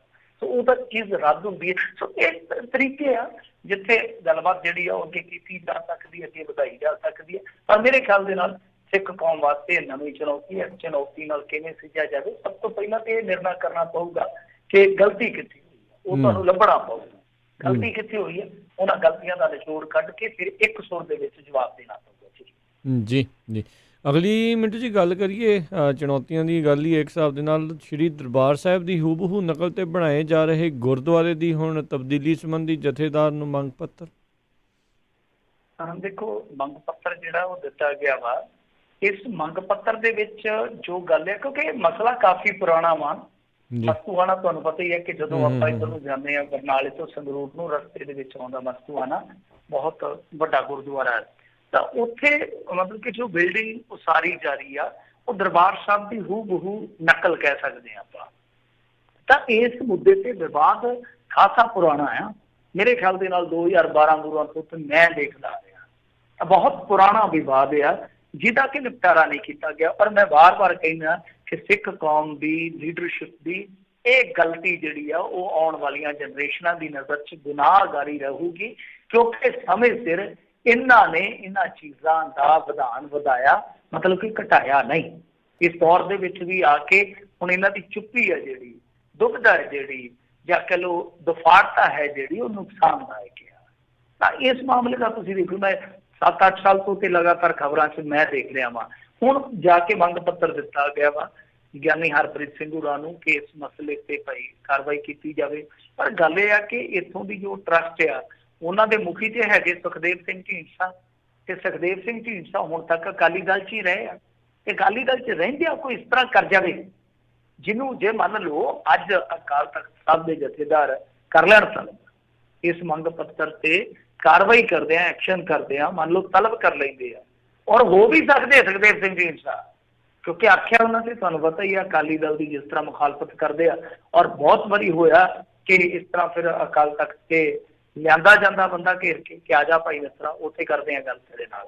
ਤਾਂ ਹੋ ਸਕਦਾ ਆਉਣ ਵਾਲੇ ਦਿਨਾਂ ਦੇ ਵਿੱਚ ਇਸ ਤਰ੍ਹਾਂ ਜੋ ਆਪਾਂ ਸੋਚ ਰਹੇ ਹਾਂ ਵਾਪਰ ਵੀ ਜਾਵੇ। ਪਰ ਉੱਥੇ ਸਵਾਲ ਤੇ ਇਹੋ ਉੱਠੇਗਾ ਨਾ ਕਿ ਜਦ ਤੱਕ ਇਹ ਅਕਾਲੀ ਦਲ 'ਚ ਸੀਗੇ ਤਦ ਤੱਕ ਅਕਾਲੀ ਦਲ ਦੇ ਲੀਡਰ ਜਾਂ ਜਿਹੜੇ ਉਸ ਸਮੇਂ ਦੇ ਅਕਾਲ ਤਖਤ ਸਾਹਿਬ ਦੇ ਜਥੇਦਾਰ ਸਨ, ਇਹ ਸਾਰੇ ਚੁੱਪਚਾਪ ਵਿਹਲੇ ਰਹੇ, ਕਿਸੇ ਨੇ ਕੋਈ ਐਕਸ਼ਨ ਨਹੀਂ ਲਿਆ। ਤਾਂ ਸਵਾਲ ਉਦੋਂ ਵੀ ਉੱਠਣਗੇ, ਉਦੋਂ ਦੇ ਜਿਹੜੇ ਲੋਕ ਸੀਗੇ, ਲੀਡਰ ਲੋਕ ਸੀਗੇ ਜਾਂ ਜਿਹੜੇ ਸਨਮਾਨਯੋਗ ਪਦਵੀਆਂ ਤੇ ਜਿੱਦਾਂ ਜਥੇਦਾਰ ਸਾਹਿਬ ਸੀਗੇ, ਤਾਂ ਉਹਨਾਂ ਤੇ ਵੀ ਕਿੰਤੂ ਪਰੰਤੂ ਹੋਏਗਾ। ਤਾਂ ਖੈਰ ਇਹ ਮਸਲਾ ਜਿਹੜਾ ਉਹ ਇਸ ਕਰਕੇ ਥੋੜਾ ਜਿਹਾ ਨਿਗਾਹ ਰੱਖਣ ਵਾਲਾ ਕਿਉਂਕਿ ਸੁਖਦੇਵ ਸਿੰਘ ਢੀਂਡਸਾ ਦੇ ਨਾਲ ਜੁੜ ਰਿਹਾ ਹੈ। ਜੀ ਜੀ। ਅਗਲੀ ਮਿੰਟੂ ਜੀ ਗੱਲ ਕਰੀਏ, ਕਹਿੰਦੇ ਪੰਜਾਬ ਹੁਣ ਚੁੱਕੂਗਾ 22,000 ਕਰੋੜ ਦਾ ਕਰਜ਼ਾ ਜੀ। ਦੇਖੋ 22,000 ਕਰੋੜ ਦਾ ਕਰਜ਼ਾ ਚੁੱਕਣ ਜਾ ਰਹੇ ਆ, ਤੇ ਕਰਜ਼ਾ ਐਸਾ ਚੁੱਕਿਆ ਜਾ ਰਿਹਾ ਜਿਹੜਾ ਕਿ ਮੇਰੇ ਖਿਆਲ ਦੇ ਨਾਲ ਪਹਿਲਾਂ ਹੀ ਬਹੁਤ ਆ। ਐਸਾ ਕਰਜ਼ਾ ਹੈ ਜਿਹੜਾ ਕਿ ਪਹਿਲਾਂ ਹੀ ਬਹੁਤ ਹੈ, ਉਹਨੂੰ ਵਧਾਇਆ ਜਾ ਰਿਹਾ ਹੈ। ਹੁਣ ਦੇਖੋ ਨਾ ਕਿ ਸਾਡੇ ਸਿਰ 2,48,000 ਕਰੋੜ ਦਾ ਤੇ ਓਫੀਸ਼ੀਅਲ ਕਰਜ਼ਾ ਹੈ, ਪਰ ਜੇ ਤੁਸੀਂ ਕਾਰਪੋਰੇਸ਼ਨਾਂ ਦਾ ਜਾਂ ਹੋਰ ਇਸ ਤਰ੍ਹਾਂ ਦੇ ਪੈਂਡਿੰਗ ਸ਼ੈਂਡਿੰਗ ਦੇਖੋਗੇ ਤਾਂ ਉਹ ਮਾਮਲਾ 4-5 ਲੱਖ ਕਰੋੜ ਤੱਕ ਚੱਲ ਜਾਣਾ ਆ। ਤਾਂ ਇਹ ਦੇਖੋ ਕਿ ਕਿਸੇ ਸਮੇਂ 80 ਦੇ ਦਹਾਕੇ 'ਚ ਮੇਰੇ ਖਿਆਲ ਦੇ ਨਾਲ ਕੁਛ ਕਰੋੜ ਰੁਪਈਆ ਕਰਜ਼ਾ ਸੀਗਾ, ਕੁਛ ਕੁ ਕਰੋੜ, ਤੇ ਉਹ ਵੱਧਦਾ ਗਿਆ ਵੱਧਦਾ ਗਿਆ ਵੱਧਦਾ ਗਿਆ। ਔਰ ਉਸ ਦੌਰ ਦੇ ਵਿੱਚ ਵਧਿਆ ਜਦੋਂ ਰੇਤਾ ਦਾ ਰੇਟ ਵੇਖ ਲਓ ਕਿੱਥੇ ਚੱਲ ਗਿਆ। ਮਤਲਬ ਕਿ ਬਹੁਤ ਕੁਛ ਸੀ ਪੰਜਾਬ ਦੇ ਕੋਲ, ਪਰ ਪੰਜਾਬ ਨੂੰ ਨਿਚੋੜ ਲਿਆ ਗਿਆ। ਅੱਜ ਦੀ ਤਾਰੀਖ ਦੇ ਵਿੱਚ ਵੇਖੋ ਹੁਣ ਇਹ 22,000 ਕਰੋੜ ਰੁਪਈਆ ਜਿਹੜਾ ਲੈ ਰਹੇ ਆ, ਉਹਦੇ ਵਿੱਚ ਇਹ ਆ ਕਿ ਬਜਟ ਦੇ ਵਿੱਚ ਜਿਹੜਾ ਕਰਜ਼ਾ ਵਿਖਾਇਆ ਗਿਆ ਸੀ ਉਹ ਤੋਂ ਵੀ 6500 ਕਰੋੜ ਰੁਪਈਆ ਜ਼ਿਆਦਾ ਹੈ, ਮਤਲਬ ਕਿ ਜ਼ਿਆਦਾ ਲੈ ਰਹੇ ਆ। ਔਰ ਜ਼ਿਆਦਾ ਲੈ ਕੀ ਰਹੇ ਆ, ਮੈਂ ਫਾਈਨੈਂਸ਼ੀਅਲ ਈਅਰ 19-20 ਦੀ ਇੱਕ ਰਿਪੋਰਟ ਦੇਖ ਰਿਹਾ ਸੀ RBI ਦੀ। ਇੰਡੀਆ ਦੇ ਵਿੱਚੋਂ ਜਿਨ੍ਹਾਂ ਦੀ ਮਤਲਬ ਕਿ GDP ਰੇਸ਼ੋ ਦੇ ਹਿਸਾਬ ਨਾਲ ਜ਼ਿਆਦਾ ਇਸ ਵੇਲੇ ਦੇਣਦਾਰੀ ਹੈ, ਜਿਨ੍ਹਾਂ ਦਾ ਜ਼ਿਆਦਾ ਕਰਜ਼ਾ ਹੈ, ਉਹਨਾਂ ਦੀ ਸੂਚੀ 'ਚ ਪੰਜਾਬ ਟੌਪ ਤੇ ਆ। ਤੁਹਾਨੂੰ ਜਾਣ ਕੇ ਹੈਰਾਨੀ ਹੋਏਗੀ, ਜੋ ਕੁੱਲ ਉਤਪਾਦਨ ਹੈ ਉਹਦਾ 40% ਕਰਜ਼ਾ ਹੈ ਪੰਜਾਬ ਤੇ। ਹੈਰਾਨਗੀ ਦੀ ਗੱਲ ਆ, ਕਿਸੇ ਵੀ ਸਟੇਟ ਦੇ ਮਾਮਲੇ 'ਚ ਇੰਨਾ ਜ਼ਿਆਦਾ ਆਪਾਂ ਨਹੀਂ ਦੇਖਾਂਗੇ ਕਰਜ਼ਾ ਜਿੰਨਾ ਪੰਜਾਬ ਦਾ। ਇਹ ਖੁਦ RBI ਦੀ ਰਿਪੋਰਟ ਆ। ਹੁਣ ਹੋਇਆ ਕੀ ਆ ਕਿ ਦੇਖੋ ਇਹਨਾਂ ਨੇ ਜਿਹੜਾ ਇਹ ਕਰਜ਼ਾ ਲਿਆ ਜਾਂ ਜਿੱਦਾਂ ਕਹਿ ਲਓ ਲੈਣਾ ਵਾ 22,000 ਕਰੋੜ ਦਾ, ਉਹ ਲੈਣਾ ਕਿਸ ਤਰ੍ਹਾਂ ਆ। ਇਹਨਾਂ ਨੇ ਜਿੱਦਾਂ GSDP ਆਪਾਂ ਅੱਗੇ ਵੀ ਗੱਲ ਕੀਤੀ ਹੈ ਕਈ ਦਫਾ ਕਿ GDP ਸਾਰੇ ਦੇਸ਼ ਦੀ ਹੁੰਦੀ ਹੈ, ਪਰ GDP ਦੇਸ਼ ਦੀ ਤਾਂ ਹੀ ਹੁੰਦੀ ਆ ਜੇ ਸਟੇਟਾਂ ਦੀ GSDP ਹੁੰਦੀ ਆ। ਤਾਂ GSDP ਦਾ ਜਿੰਨਾ ਮਤਲਬ ਕਿ RBI ਨੇ ਬੰਨ ਨੂੰ ਬੰਨਿਆ ਕਿ ਦੇਖੋ ਤੁਸੀਂ ਇਸ ਤਰ੍ਹਾਂ ਕਰ ਸਕਦੇ ਹੋ, ਜਿੰਨਾ ਕੁੱਲ ਤੁਹਾਡਾ GSDP ਦਾ ਬਣਦਾ ਸਰਮਾਇਆ ਉਹਦਾ 3% ਤੁਸੀਂ ਕਰਜ਼ਾ ਨਹੀਂ ਬੋਰੋ ਕਰ ਸਕਦੇ ਹੋ ਨਾ, ਸੰਖੇਪ 'ਚ ਜੇ ਮੈਂ ਕਹਾਂ ਤਾਂ ਹੁਣ ਬੋਰੋ ਤੁਸੀਂ 3% ਕਰਨਾ ਸੀਗਾ। ਪਰ ਇਹਨਾਂ ਨੇ ਕੀ ਕੀਤਾ, ਇਹ ਕਹਿੰਦੇ ਕਿ ਜੀ ਸਾਨੂੰ 5% ਦੀ ਇਜਾਜ਼ਤ ਦਿਓ। ਤਾਂ 5% ਦੀ ਇਜਾਜ਼ਤ ਇਹਨਾਂ ਨੇ ਇਸ ਸ਼ਰਤ ਤੇ ਲਈ ਕਿਉਂਕਿ ਦੇਖੋ ਕੈਪਟਨ ਅਮਰਿੰਦਰ ਸਿੰਘ ਅੱਜ ਜੋ ਮਰਜ਼ੀ ਕਹਿਣ, ਅੰਦਰ ਖਾਤੇ ਇਹਨਾਂ ਨੇ ਕੇਂਦਰ ਸਰਕਾਰ ਦੀਆਂ ਕੁਝ ਸ਼ਰਤਾਂ ਨਾਲ ਕੰਪਰੋਮਾਈਜ਼ ਕੀਤਾ, ਕਿਉਂਕਿ ਦੇਖੋ ਉਹ ਉਸ ਤਰ੍ਹਾਂ ਹੋ ਹੀ ਨਹੀਂ ਸੀ ਸਕਦਾ। ਉਹਨਾਂ ਨੇ ਕੰਡੀਸ਼ਨਾਂ ਰੱਖੀਆਂ ਸੀ, ਕੁਝ ਆਫੀਸ਼ੀਅਲੀ ਕੰਡੀਸ਼ਨਾਂ ਨੇ, ਪਰ ਮੇਰਾ ਮੰਨਣਾ ਵਾ ਕਿ ਜਿਸ ਤਰੀਕੇ ਨਾਲ ਖੇਤੀ ਵਾਲੇ ਆਰਡੀਨੈਂਸ ਆਏ ਔਰ ਪੰਜਾਬ, ਕਿਉਂਕਿ ਹਰਿਆਣੇ ਦੇ ਵਿੱਚ ਤੇ ਵੇਖੋ ਠੀਕ ਹੈ ਭਾਜਪਾ ਦੀ ਸਰਕਾਰ ਆ, ਉੱਥੇ ਉਹ ਨਾ ਬੋਲਣ ਸਮਝ ਆਉਂਦਾ। ਇੱਥੇ ਕੈਪਟਨ ਦੀ ਸਰਕਾਰ ਹੋਵੇ ਤੇ ਕਿਸਾਨਾਂ ਦੇ ਉਲਟਾ ਸਿਰ ਪਾੜੀ ਜਾਵੇ, ਇਹ ਕੀ ਮਾਜਰਾ। ਹੁਣ ਗੱਲ ਖੁੱਲਦੀ ਪਈ ਹੈ ਨਾ ਕਿ ਅਸਲ ਦੇ ਵਿੱਚ ਜੋ 22,000 ਕਰੋੜ ਦਾ ਕਰਜ਼ਾ, 22,000 ਕਰੋੜ ਦਾ ਕਰਜ਼ਾ ਇਸ ਕਰਕੇ ਕਿਉਂਕਿ ਕਿ ਜੇ ਇਹਨਾਂ ਨੇ ਜਿੱਤਣਾ ਤੇ ਇਹਨਾਂ ਨੂੰ ਲਾਉਣੇ ਪੈਣੇ ਪੈਸੇ। ਤਾਂ ਨਿਗਮਾਂ ਦੀਆਂ ਇਲੈਕਸ਼ਨਾਂ ਹੋਣੀਆਂ 1-2 ਮਹੀਨਿਆਂ ਤੱਕ ਵੈਸੇ ਹੋ ਸਕਦੀਆਂ, ਕਰਵਾ ਦੇਣ। ਬਹੁਤ ਔਖਾ ਹੋ ਜਾਏਗਾ ਅੱਗੇ ਜਾ ਕੇ ਜਦੋਂ ਪਿੰਡਾਂ ਦੇ ਵਿੱਚ ਜੇ ਇਸੇ ਤਰ੍ਹਾਂ ਜਾ ਕੇ ਵੋਟ ਮੰਗਣਗੇ। ਲੋਕਾਂ ਨੇ ਕਹਿਣਾ ਕਿ ਤੁਸੀਂ ਇੱਕ ਟਰਾਲੀ ਰੇਤੇ ਦੀ ਨਹੀਂ ਕੱਢੀ ਕਿ ਟੁੱਟੀਆਂ ਨਾਲੀਆਂ ਅਸੀਂ ਬਣਾ ਸਕੀਏ, ਤਾਂ ਉਹਨਾਂ ਨੂੰ ਵੀ ਪੈਸੇ ਦੇਣੇ ਆ। ਗਾਂ ਕੋਈ ਤੁਹਾਨੂੰ ਪਤਾ ਹੀ ਹੈ ਕਿ ਲੋਭਣ ਪ੍ਰਲੋਭਣ ਵਾਸਤੇ ਵੀ ਕੁਛ ਨਾ ਕੁਛ ਰੱਖਣਾ ਪਊਗਾ। ਤਾਂ ਲਿਹਾਜ਼ਾ ਇਸ ਸਿਆਸੀ ਹਿੱਤ ਵਾਸਤੇ ਇੱਕ ਵਾਰੀ ਫਿਰ ਪੰਜਾਬ ਦੇ ਹਿੱਤਾਂ ਦਾ ਕੰਪਰੋਮਾਈਜ਼ ਕੀਤਾ ਜਾ ਰਿਹਾ, ਜਿਹੜਾ ਮੇਰਾ ਮੰਨਣਾ ਕਿ ਬਿਜਲੀ ਸੋਧ ਬਿੱਲ ਆ ਰਿਹਾ, ਖੇਤੀ ਆਰਡੀਨੈਂਸ ਆ ਰਹੇ ਆ, UAPA ਆ ਗਿਆ, ਇਹ ਸਾਰੇ ਆਸਾਨੀ ਦੇ ਨਾਲ ਆ ਗਏ ਔਰ ਬਾਗੀ ਸੁਰ ਵਾਲਾ ਪੰਜਾਬ ਚੁੱਪ ਕਰ ਗਿਆ। ਖਾਸ ਤੌਰ ਤੇ ਆਪੋਜ਼ਿਟ ਸਰਕਾਰ ਦੇ ਹੁੰਦਿਆਂ ਉਹ ਸ਼ਾਇਦ ਇਸੇ ਕਰਕੇ ਕਿ ਅੰਦਰੋਂ ਖਾਤੇ ਕੈਪਟਨ ਅਮਰਿੰਦਰ ਸਿੰਘ ਹੋਰੀ ਕੰਪਰੋਮਾਈਜ਼ ਕਰ ਚੁੱਕੇ, ਖਾਸ ਤੌਰ ਤੇ ਆਪਣੇ ਪੋਲੀਟੀਕਲ ਇੰਟਰਸਟ ਦੇ ਮੱਦੇਨਜ਼ਰ। ਜੀ ਜੀ। ਅਗਲੀ ਮਿੰਟੋ ਜੀ ਗੱਲ ਕਰੀਏ, ਪੰਜਾਬ ਦੇ DC ਦਫ਼ਤਰਾਂ 'ਚ ਕੰਮਕਾਜ ਠੱਪ, ਮੁਲਾਜ਼ਮਾਂ ਵੱਲੋਂ ਤਾਲੇ ਚੜ੍ਹਨ ਦੀ ਚੇਤਾਵਨੀ। ਦੇਖੋ ਇਹਨਾਂ ਨੇ 14 ਅਗਸਤ ਤੱਕ ਕਲਮ ਛੋੜ ਹੜਤਾਲ ਦਾ ਐਲਾਨ ਕੀਤਾ, ਤੇ ਹੂੰ। ਇਸ ਤੋਂ ਇਲਾਵਾ ਉਹਨਾਂ ਨੇ ਕਿਹਾ ਕਿ 16 ਅਗਸਤ ਤੋਂ ਉਹ ਦਫ਼ਤਰਾਂ ਨੂੰ ਤਾਲੇ ਜੜ ਦੇਣਗੇ। ਉਹ ਮਾਮਲਾ ਕੀ ਆ ਕਿ ਉਹ ਕਹਿੰਦੇ ਆ ਕਿ ਦੇਖੋ ਇਹਨਾਂ ਨੇ ਪਹਿਲਾਂ ਦਾਅਵਾ ਕੀਤਾ ਸੀਗਾ ਕਿ ਤੁਹਾਨੂੰ ਵੱਧ ਤੋਂ ਵੱਧ ਪੈਸੇ ਦੇਵਾਂਗੇ, ਮਤਲਬ ਕਿ ਉਜਰਤ ਦੇਵਾਂਗੇ, ਜੋ ਵੀ ਤੁਹਾਡਾ ਬਣਦਾ ਮਾਨ ਸਨਮਾਨ ਕਰਾਂਗੇ, ਜੋ ਚੱਲਦਾ ਪਿਆ ਕਰੋਨਾ ਕਾਲ ਦੇ ਵਿੱਚ। ਉਹ ਕਹਿੰਦੇ ਕਿ ਤਨਖਾਹਾਂ ਕੀ ਦੇਣੀਆਂ ਸੀ ਇਹਨਾਂ ਨੇ, ਤੇ ਤਨਖਾਹ 'ਚ ਉਲਟਾ ਕਟੌਤੀ ਕਰ ਲਈ। ਵੱਧ ਕੀ ਦੇਣੀਆਂ ਸੀ, ਤਨਖਾਹਾਂ ਤੋਂ ਵੀ ਭੱਜੇ ਔਰ ਤਨਖਾਹ 'ਚ ਕਟੌਤੀ ਵੀ ਕੀਤੀ, ਕਿਉਂਕਿ ਤਨਖਾਹ ਤੇ ਰੋਕ ਵੀ ਲਾ ਦਿੱਤੀ ਸੀ ਇਹਨਾਂ ਨੇ ਵਿੱਚ ਜੇ, ਪਤਾ ਨਹੀਂ ਉਹ ਹਟਾ ਲਈ ਹੈ ਕਿ ਨਹੀਂ। ਤਾਂ ਦੂਸਰੇ ਪਾਸੇ ਉਹ ਕਹਿੰਦੇ ਆ ਕਿ ਹੁਣ ਦੇਖੋ ਆਮ ਲੋਕਾਂ ਨੂੰ ਪਰੇਸ਼ਾਨੀ ਹੋਏਗੀ, ਪਰ ਸਾਡੀਆਂ ਆਪਣੀਆਂ ਸਮੱਸਿਆਵਾਂ, ਹੁਣ ਸਮੱਸਿਆਵਾਂ ਇਉਂ ਹੀ ਆ ਕਿਉਂਕਿ ਦੇਖੋ ਗੱਲ ਇਹ ਆ ਕਿ ਆਪਾਂ ਪਿੱਛੇ ਜੇ ਵੇਖਿਆ ਸੀਗਾ ਕਿ ਇਹਨਾਂ ਨੇ ਕਰਮਚਾਰੀਆਂ ਦਾ ਟੈਲੀਫੋਨ ਤੱਕ ਘਟਾ ਦਿੱਤਾ 50-50%, ਜਦ ਕਿ ਆਪਣਾ ਇਹਨਾਂ ਦਾ ਪਤਾ ਜਿਹੜਾ ਬਹੁਤ ਜ਼ਿਆਦਾ ਆ। ਫਿਰ ਜਿਹੜੇ IAS ਅਫਸਰ ਆ ਉਹਨਾਂ ਦਾ ਤੇਲ ਘਟਾ ਦਿੱਤਾ, 2 ਵਾਰੀ 25% 50% ਤੇਲ ਉਹਨਾਂ ਦਾ ਘਟਾ ਦਿੱਤਾ, ਪਰ ਆਪਣਾ ਤੇਲ ਅਣਗਿਣਤ ਫੂਕੀ ਜਾਂਦੇ। ਕਿਸੇ ਦਿਨ ਆਪਾਂ ਵਹੀ ਖਾਤਾ ਕੱਢ ਲਾਂਗੇ ਕਿਉਂਕਿ ਕਾਂਗਰਸੀਆਂ ਦਾ ਤਾਂ ਹਾਲੇ ਨਿਕਲਿਆ ਨਹੀਂ, ਪਰ ਪਿਛਲੀ ਸਰਕਾਰ ਦਾ ਵਹੀ ਖਾਤਾ ਹੈ, ਉਹ ਪਿਆ ਵਾ ਕਿਸ ਤਰ੍ਹਾਂ ਗੱਡੀਆਂ ਚੱਲਦੀਆਂ ਨੇ। ਸੋ ਕਹਿਣ ਦਾ ਭਾਵ ਹੈ ਕਿ ਕਰਮਚਾਰੀ ਜਿਹੜੇ ਆ ਉਹ ਕਿਤੇ ਨਾ ਕਿਤੇ ਸਰਕਾਰ ਤੋਂ ਨਾਖੁਸ਼ ਆ। ਤਾਂ ਜਦੋਂ ਕਰਮਚਾਰੀ ਵਰਗ ਨਾਖੁਸ਼ ਹੁੰਦਾ, ਉਹਦੇ ਕੋਲ ਜੋ ਆਪਸ਼ਨ ਬਦਲ ਜੋ ਵੀ ਉਹਨਾਂ ਦੇ ਕੋਲ ਬਚਦੇ ਆ ਉਹ ਫਿਰ ਇਸਤੇਮਾਲ ਕਰਦੇ ਆ। ਤਾਂ ਕੈਪਟਨ ਸਰਕਾਰ ਨੂੰ ਕੋਈ ਵਰਗ ਤੇ ਖੁਸ਼ ਕਰ ਲੈਣਾ ਚਾਹੀਦਾ। ਦੇਖ ਲਓ ਕੋਈ ਵੀ ਵਰਗ ਹਾਲ ਦੀ ਘੜੀ ਖੁਸ਼ ਨਜ਼ਰ ਨਹੀਂ ਆਉਂਦਾ, ਇੱਥੋਂ ਤੱਕ ਕਿ ਇਹਨਾਂ ਦਾ ਆਪਣਾ ਕਾਂਗਰਸੀ ਵਰਗ ਖੁਸ਼ ਨਹੀਂ ਆਉਂਦਾ ਕਿਉਂਕਿ ਉਹ ਹੀ ਆਪਸ ਦੇ ਵਿੱਚ ਲੜੇ ਪਏ। ਜੀ ਜੀ। ਜਾਂਦੇ ਮਿੰਟੂ ਜੀ ਗੱਲ ਕਰ ਲਈਏ ਤਾਂ ਕਹਿੰਦੇ ਸਹੁਰੇ ਵੱਲੋਂ ਨਹੁੰ ਦੇ ਸਿਰ ਚੜ੍ਹ ਕੇ ਖੁਦਕੁਸ਼ੀ। ਦੇਖੋ ਇਹ ਆਮ ਤੌਰ ਤੇ ਜੇ ਵੇਖੀਏ ਤੇ ਇੱਕ ਖੁਦਕੁਸ਼ੀ ਦਾ ਮਾਮਲਾ ਹੀ ਲੱਗਦਾ ਨਾ ਕਿ ਕੋਈ ਬੰਦਾ ਮਰ ਗਿਆ, ਬਹੁਤੇ ਬੰਦੇ ਕਹਿੰਦੇ ਕਿ ਯਾਰ ਛੱਡੋ ਖੇੜਾ, ਇਹੋ ਜਿਹੀਆਂ ਖਬਰਾਂ ਦਾ ਕੀ ਆ। ਬਟ ਇਹ ਇੱਕ ਚੀਜ਼ ਵੇਖਣ ਵਾਲੀ ਆ ਕਿ ਸਹੁਰਾ ਨੂੰਹ ਦੇ ਸਿਰ ਤੇ ਚੜ ਕੇ ਮਰਿਆ।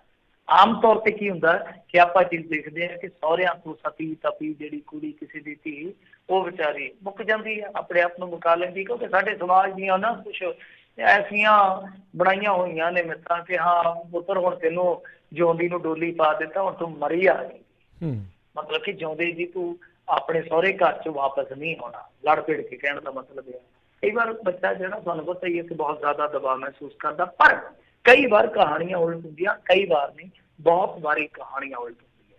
ਕਿਉਂਕਿ ਸਾਡੇ ਇੱਥੇ ਜਿਹੜਾ ਡੌਰੀ ਦਾ ਕੇਸ ਹੈ ਤੁਹਾਨੂੰ ਪਤਾ ਹੀ ਹੈ ਕਿ ਬਹੁਤ ਜ਼ਿਆਦਾ ਉਹਦੀ ਮਿਸਯੂਜ਼ ਹੁੰਦੀ ਹੈ। ਉਹ ਇੱਕ ਤਰ੍ਹਾਂ ਨਾਲ ਕਹਿ ਲਓ ਹਥਿਆਰ ਵਜੋਂ ਇਸਤੇਮਾਲ ਕੀਤਾ ਜਾਂਦਾ। ਮੈਂ ਸਾਰੀਆਂ ਕੁੜੀਆਂ ਵੱਲੋਂ ਨਹੀਂ ਕਹੂੰਗਾ, ਸਾਰੇ ਪਰਿਵਾਰਾਂ ਵੱਲੋਂ ਨਹੀਂ ਕਹੂੰਗਾ, ਕੁਛ ਲੋਕ ਇਹਦੀ ਮਿਸਯੂਜ਼ਿੰਗ ਬਹੁਤ ਜ਼ਿਆਦਾ ਕਰਦੇ ਆ। ਤਾਂ ਇੱਥੇ ਵੀ ਮਸਲਾ ਮਿਸਯੂਜ਼ਿੰਗ ਦਾ ਹੀ ਆ। ਕੋਈ ਜਿੱਦਾਂ ਕਹਿ ਲਓ ਕਿ ਬੜਾ ਸ਼ਰੀਫ ਨਿਹਾਇਤ ਸ਼ਰੀਫ ਪਰਿਵਾਰ ਸੀਗਾ, ਉਹਦੇ ਬੱਚੇ ਦੀ ਸ਼ਾਦੀ ਹੋਈ, ਚਲੋ ਨਹੀਂ ਵੀ ਕੋਈ 2 ਮਹੀਨੇ ਉਸ ਤੋਂ ਬਾਅਦ ਲੜਾਈ ਝਗੜਾ ਰਹਿਣ ਲੱਗਾ, ਤੇ ਜਿਹੜੀ ਉਹ ਕੁੜੀ ਸੀਗੀ, ਨਾਭੇ ਦੀ ਘਟਨਾ, ਉਹ ਕੁੜੀ ਸੀਗੀ ਜਿਹੜੀ ਇਹਨਾਂ ਨੂੰ ਬਹੁਤ ਜ਼ਿਆਦਾ ਸਤਾਉਣ ਲੱਗ ਗਈ। ਸਤਾਉਣ ਤੋਂ ਭਾਵ ਇਹ ਆ ਕਿ ਕੇਸ ਦੀਆਂ ਧਮਕੀਆਂ ਦੇਣੀਆਂ, ਕਦੇ ਦਰਖਾਸਤ ਦੇ ਦਿੱਤੀ, ਤੇ ਕਦੇ ਲੜ ਕੇ ਚਲੇ ਗਏ, ਕਦੀ ਉਹ ਬਣਾ ਕੇ ਲਿਆਉਂਦੀ, ਮਤਲਬ ਕਿ ਇਸ ਤਰ੍ਹਾਂ ਚੱਲਦਾ ਰਿਹਾ ਸਿਲਸਿਲਾ। ਤੇ ਅਖੀਰ ਜਦੋਂ ਪਾਣੀ ਮਤਲਬ ਕਿ ਕੋ ਗਾਂਹ ਗਿਆ ਚਲਾ, ਤੇ ਫਿਰ ਇਹ ਕਦਮ ਜਿਹੜਾ ਸਹੁਰੇ ਨੇ ਚੁੱਕਿਆ, ਸੁਸਾਈਡ ਨੋਟ ਲਿਖਿਆ, ਬਕਾਇਦਾ ਉਹਨੇ ਆਪਣੀ ਨੂੰਹ ਨੂੰ ਜ਼ਿੰਮੇਵਾਰ ਠਹਿਰਾਇਆ, ਫਿਰ ਉਹਦੇ ਪਿਤਾ ਮਾਤਾ ਔਰ ਤਾਏ ਦਾ ਵੀ ਜ਼ਿਕਰ ਕੀਤਾ। ਤਾਂ ਇਹ ਕਹਾਣੀ ਹੈ ਜਿਹੜੀ ਉਹ ਸਾਫ਼ ਕਰਦੀ ਹੈ ਕਿ ਇਸ ਦੇਸ਼ ਦੇ ਵਿੱਚ ਜਿੰਨੇ ਸਖਤ ਕਾਨੂੰਨ ਹੁੰਦੇ ਆ ਉਹ ਬਣਦੇ ਤੇ ਇਸ ਕਰਕੇ ਕਿ ਪੀੜਤਾਂ ਦੇ ਨਾਲ ਨਿਆਂ ਹੋਵੇ, ਪਰ ਕਈ ਵਾਰ ਉਹਨਾਂ ਦੀ ਮਿਸਯੂਜ਼ਿੰਗ ਇੰਨੀ ਹੁੰਦੀ ਆ ਕਿ ਜਿਹੜੇ ਬਦੋਸ਼ੀ ਹੁੰਦੇ ਆ, ਨਿਰਦੋਸ਼ ਹੁੰਦੇ ਆ, ਉਹਨਾਂ ਦੇ ਨਾਲ ਅਨਿਆਂ ਹੋ ਜਾਂਦਾ। ਜੀ ਜੀ ਜੀ। ਤੇ ਮਿੰਟੂ ਜੀ ਬਹੁਤ ਬਹੁਤ ਤੁਹਾਡਾ ਧੰਨਵਾਦ, ਤੁਸੀਂ ਸਾਡੇ ਨਾਲ ਜੁੜੇ ਇਹਨਾਂ ਖਬਰਾਂ ਬਾਰੇ ਜਾਣਕਾਰੀ ਦਿੱਤੀਆਂ। ਅਗਲੀ ਵਾਰ ਤੱਕ ਲਈ ਮਿਹਰਬਾਨੀ, ਪਿਆਰ ਭਰੀ ਸਤਿ ਸ੍ਰੀ ਅਕਾਲ। ਸਤਿ ਸ੍ਰੀ ਅਕਾਲ ਜੀ। ਤੇ ਸਰੋਤਿਓ ਇੱਥੇ ਸਾਡਾ ਅੱਜ ਦਾ ਇਹ ਪ੍ਰੋਗਰਾਮ ਸਮਾਪਤ ਹੈ। ਮਿਲਦੇ ਹਾਂ ਅਗਲੀ ਵਾਰ ਤੱਕ ਲਈ। ਮੇਰੇ ਵੱਲੋਂ ਵੀ ਤੁਹਾਨੂੰ ਸਾਰਿਆਂ ਨੂੰ ਪਿਆਰ ਭਰੀ ਸਤਿ ਸ੍ਰੀ ਅਕਾਲ। ਸੁਣਦੇ ਰਹੋ ਪੰਜਾਬੀ ਰੇਡੀਓ USA।